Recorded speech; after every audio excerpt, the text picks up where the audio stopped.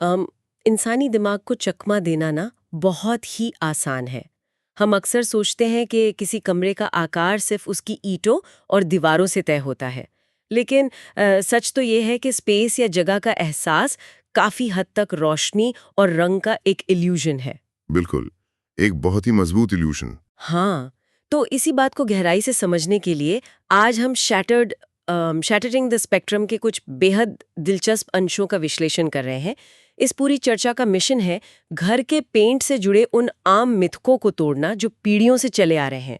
अक्सर घर बनवाते समय हम बिना सोचे समझे रिश्तेदारों की पुरानी सलाह मान लेते हैं और बेहतरीन डिजाइन की गुंजाइश वहीं खत्म हो जाती है। हाँ, बिल्कुल। और ये जो भ्रम वाली बात आपने कही वो एकदम सटीक है।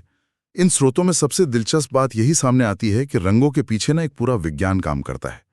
जो बातें या कहावतें सालों पहले सच मानी जाती थी, वो नई तकनीक और डिजाइन के आने के बाद पूरी तरह बदल चुकी हैं। मतलब पुरानी सोच से चिपके रहना एक तरह से डिजाइन के साथ समझौता करना ही है। तो चले ना विज्ञान के इसी नजरिए से सबसे बड़े और आम मिथक को परखते हैं। मतलब बचपन से हम सबने यही सुना है कि हल्के रंग कमरा बड़ा दिखाते हैं और डार्क रंग कमरे को छोटा कर देते हैं। अब मान लीजिए मेरा एक छोटा सा 1 BHK फ्लैट है। अगर मैं उसकी दीवारों पर कोई गहरा रंग पोत दूं तो क्या वो कमरा किसी अंधेरी गुफा जैसा महसूस नहीं होगा? ये डर बहुत ही आम है, लेकिन विज्ञान इसके ठीक विपरीत काम करता है। मतलब डार्क या गहरे रंग असल में जगह को छोटा नहीं करते। होता क्या है कि जब किसी दीवार पर गहरा रंग होता है तो वो रोशनी को सोख लेता है। रोशनी सोखने की वजह से ना उस कमरे की सीमाएं या कोने हमारी आंखों के लिए थोड़े धुंधले हो जाते हैं। अच्छा, तो इसका मतलब है कि एक डेप्थ या गहराई का इल्यूजन पैदा होता है। एकदम सही। सही लाइटिंग के साथ गहरे रंग दीवार को विजुअली पीछे धकेलते हुए महसूस होते हैं। हल्के रंग कमरे को हवादार जरूर बनाते हैं, लेकिन गहरे रंग उस जगह में एक तरह की रिचनेस और लग्जरी जोड़ देते हैं। अरे वाह! मतलब अगर किसी एक दीवार को, जिसे हम एक्सेंट वॉल कहते हैं, उसे डार्क रंग से पेंट किया जाए तो वो दीवार आगे आने के बजाय पीछे खिसकती हुई महसूस होगी। ये तो पूरी तरह से एक ऑप्टिकल इल्यूजन हुआ। बिल्कुल। और स्रोतों में कोलकाता के एक कपल का उदाहरण दिया गया है जो इसी बात को एकदम साबित करता है। वहां पति को यही गुफा वाला डर सता रहा था, लेकिन पत्नी ने डिजाइन पर भरोसा किया और एक दीवार पर डीप टील यानी गहरा नीला हरा रंग करवा लिया।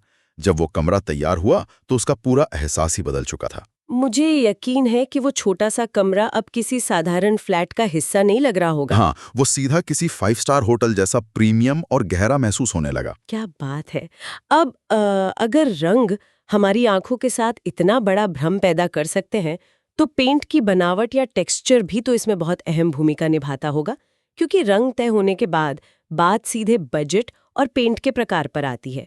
यहाँ मेरा एक संशय है, क्या महंगे प्रीमियम पेंट पर पैसे खर्च करना सिर्फ ब्रांडिंग के जाल में फंसना नहीं है?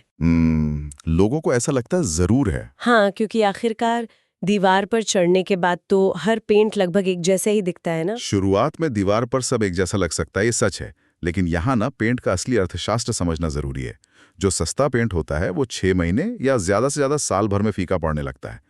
वहीं प्रीमियम पेंट अपनी चमक और गहराई आराम से 3 से 4 साल तक बरकरार रखता है। और अगर हम इसे और गहराई से देखें तो इसमें सिर्फ पेंट के डिब्बे की कीमत तो शामिल नहीं है ना।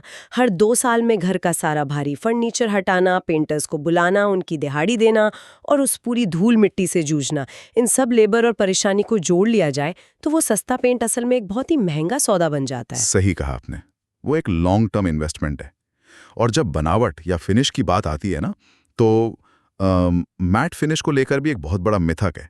अक्सर माना जाता है कि बच्चों वाले घर में मैट फिनिश नहीं लगवाना चाहिए क्योंकि ये बहुत नाजुक होता है। हाँ बिल्कुल, क्योंकि लगता है कि मैट फिनिश पर खरोंचें जल्दी आ जाएंगी और उसे साफ करना बहुत मुश्किल होगा। इसके पीछे का विज्ञान क्या कहता है? इसके पीछे सीधा सा विज्ञान रोशनी के रिफ्लेक्शन का है।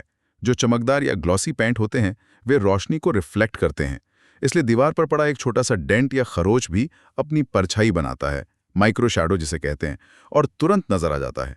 इसके विपरीत मैट फिनिश रोशनी को सोख लेता है। अच्छा, तो कोई भी खरोंच या डेंट उस पे आसानी से छुप जाता होगा? बिल्कुल छुप जाता है। और आजकल की तकनीक ने मैट फिनिश को पूरी तरह वॉशेबल यानी धोने लायक और सुपर ड्यूरेबल बना दिया है। डिजाइन की दुनिया में डीप नेवी और लाइट बेज का जो मैट कॉम्बिनेशन है वो इसी वजह से आजकल बेस्ट सेलिंग ट्रेंड बन गया है। तो इस पूरी चर्चा से सबसे बड़ा निष्कर्ष यही निकलता है कि घर डिजाइन करते वक्त बिना सोचे समझे सुनी सुनाई बातों पर भरोसा करने से बचना चाहिए, एक्सपर्ट की राय लेना और सबसे महत्वपूर्ण, दीवार के एक छोटे से हिस्से पर स्वैच लगाकर यानी थोड़ा सा रंग पोत कर पहले उसे अलग-अलग लाइटिंग में टेस्ट करना बहुत जरूरी है। क्वालिटी पर किया गया इन्वेस्ट कभी व्यर्थ नहीं जाता। हाँ, और मजेदार बात तो यह है कि इस तरह के मिथक तोड़कर डिजाइन किए गए घरों की रीसेल वैल्यू भी काफी ज्यादा होती है। स्रोतों में हैदराबाद की एक फैमिली का भी जिक्र है जिन्होंने घर में एक डार्क ग्रीन एक्सेंट वॉल बनवाई। शुरुआत में तो वहां सब हिचकिचा रहे थे, लेकिन अब उनके घर आने वाले मेहमान भी उस दीवार की लग्जरी देखकर हैरान रह जाते हैं और पूछते हैं कि ये डिजाइन कहाँ से करवाया। सच में ये रिएक्शन ही सही डिजाइन की असली जीत है। तो इस गहन विश्लेषण को समेटते हुए एक विचारणीय सवाल सामने आता है।